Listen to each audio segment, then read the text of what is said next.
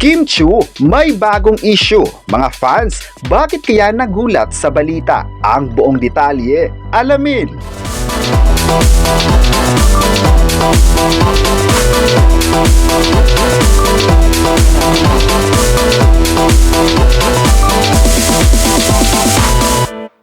Hindi lang mga taga-production ng Blood vs. Duty ang may issue kay Bella Padilla.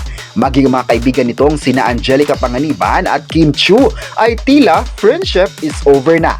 Ang tawag ni na Kim, Angelica at Bella sa grupo nila ay ang Becky. At nasaksihan naman ng publiko ang closeness nila lalo na nung dinalaw ni Kimi ang huling nitong September 2023 sa Switzerland para damayan dahil sa pagkakamatay ng kanyang ama na sobrang appreciated naman ni Padilla. Pero napansin ng mga netizens na tila buwag na raw ito dahil hindi na pinapansin ni Kimi si Bella.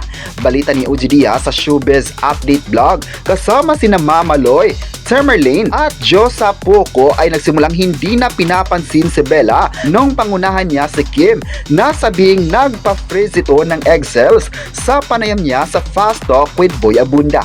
Ayon sa binasa ni OG Diaz, hindi yata napapansin ni OG na ever since nagkwento si Bella kay Boy Abunda na nagpa-freeze ng egg si Kim at nawalan sila ng interactions kay Bella. Nag-post si Bella ng birthday greetings kay Kim, hindi ni-like ni Kim at hindi nag-post raw ng birthday greetings si Kim nung si Bella naman ang nag-birthday.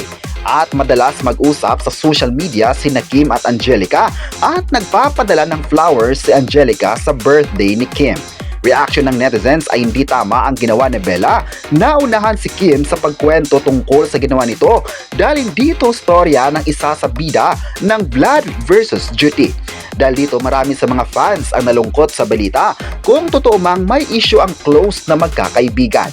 Ayon pa ng isang netizen, sayang raw ang kanilang pinagsasamahan at sa isang iglap lang ay hindi na magkakaroon ng bandings ang mga ito. Alam kasi ng mga tao kung gaano sila ka-close sa isa't isa, kaya hindi pwede sa kanila na makitang hindi sila magkakasama.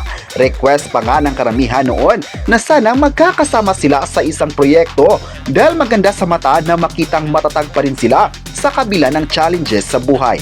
May nagsabi naman na believe pa nga sila noon na hindi sila nagpapapekto sa mga intriga tungkol sa kanilang friendship.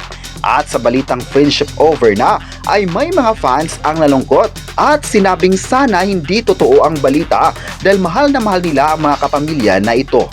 May nagsabi naman na aabangan pa raw nila ang pahayag ni Bella tungkol rito at para maliwanagan ng lahat sa kumakalat na issue ngayon sa kanila. Kayo, ano ang masabi nyo na may bagong issue sina Kim Chiu at ng kanyang mga kaibigan? I-comment na kung sang-ayon ba kayo na magkakaroon sila ng issue at huwag kalimutang i-subscribe ang ating YouTube channel.